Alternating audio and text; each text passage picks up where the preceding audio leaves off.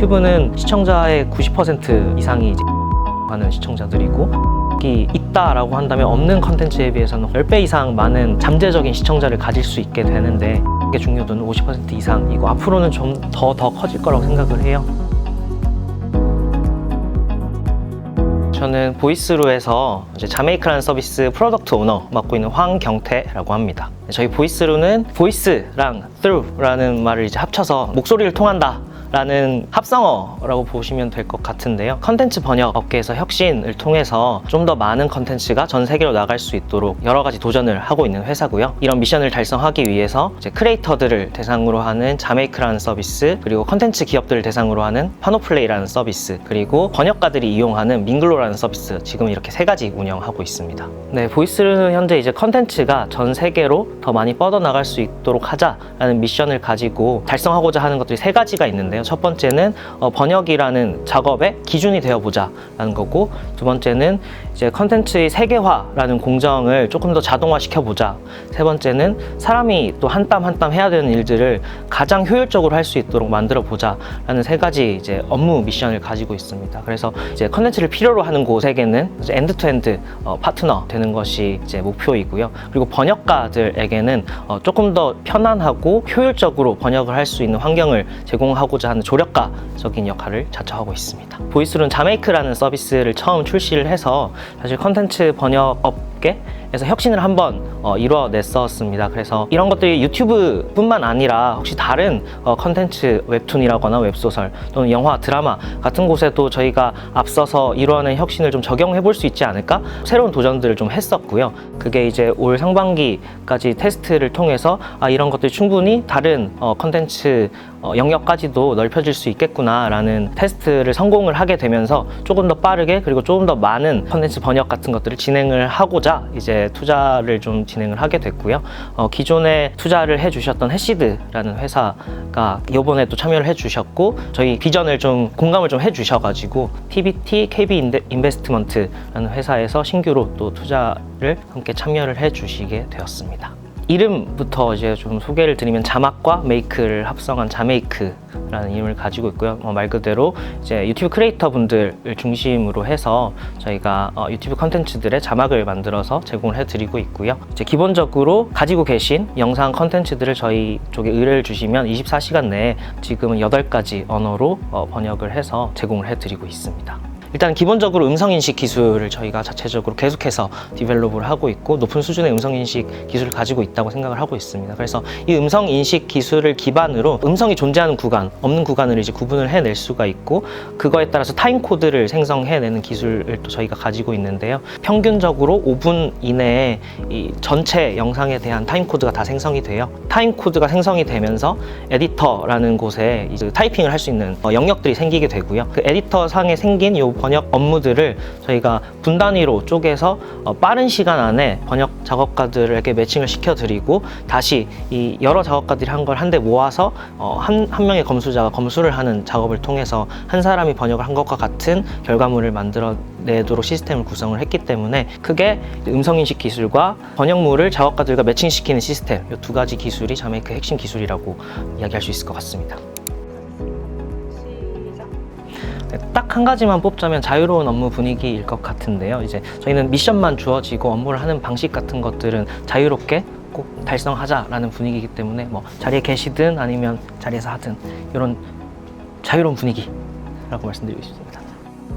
자메이크라는 서비스의 PO로서 이제 컨텐츠 번역을 바라볼 때는 조금 더 이제 산업적으로 바라보게 되는 것 같아요. 있는 그대로 번역이 돼서 내용만 전달이 되면 되는 컨텐츠들도 있고, 또는 시적인 내용이라거나 감성적인 내용들이 들어가서 조금 더 초월 번역이 들어가야 된다고 하는 컨텐츠들이 있고, 그러면 결국은 요구하는 번역과 역량이 다른 컨텐츠인데, 굳이 이 정도만 돼도 되는 컨텐츠에 엄청난 금액을 지불하고 번역을 하시는 분들도 계시고, 또 많은 번역료를 지불하고 하셔야 그만큼 퀄리티를 뽑아낼 수 있는데 조금 싼 곳에 진행하는 분들이 계시고, 이런 것들은 결국은 결과물에 대해서 만족을 못하게 되는 결과를 낳는다고 생각을 하거든요. 그래서 컨텐츠를 번역을 하시고 싶다면 내 컨텐츠에 맞는 합리적인 번역가가 누구인가, 이걸 어떻게 하면 매칭을 받을 수 있을 것인가, 그런 거에서 저희 자메이크는 좀 도움을 더 드리고 있다고 말씀드리고 싶습니다.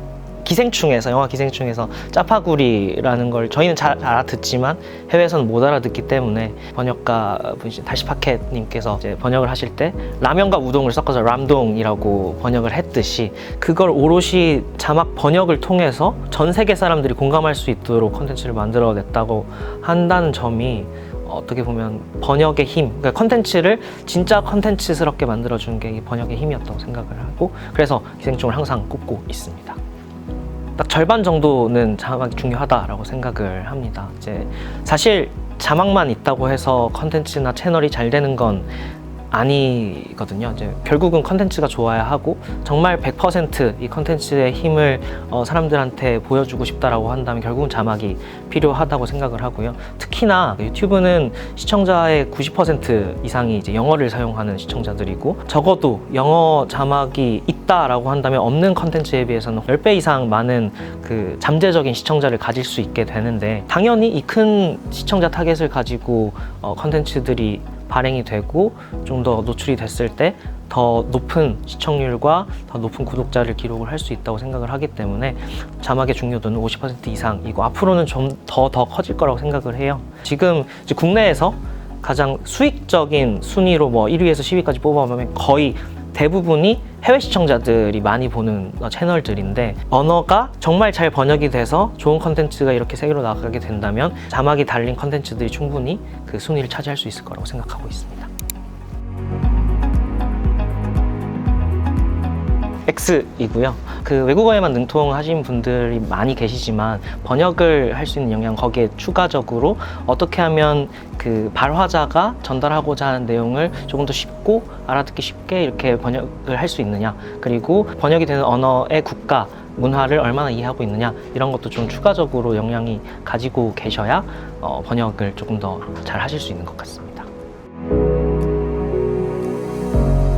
X입니다. 저는 구사할 수 있는 언어는 사실 한국어밖에 없고요. 물론 이제 번역 퀄리티를 관리하시는 분들은 외국어에 굉장히 능통하신 분들이지만 저희는 기본적으로 번역을 직접 한다기보다는 좋은 번역가 분들이 좋은 환경에서 번역을 할 수 있도록 환경을 조성하고 컨텐츠를 매칭시켜 드리는 업무를 하고 있기 때문에 외국어가 필수 능력은 아닙니다. 세모입니다. 세모. 기본적으로 이제 채널을 키운다라는 거는 좀 공부나 다이어트랑 비슷한 것 같아요. 이제 직접 이 채널을 운영하시는 분들이 얼마나 이 노력을 하시고 그런 것들이 뒷받침되어야 이제 가능하신데, 만약에 그런 것들이 받침이 되어 있다 하신 분들은 자막을 다시게 되면은 당연히 저희가 같이 채널을 키우는데 협조를 해드리고 있습니다.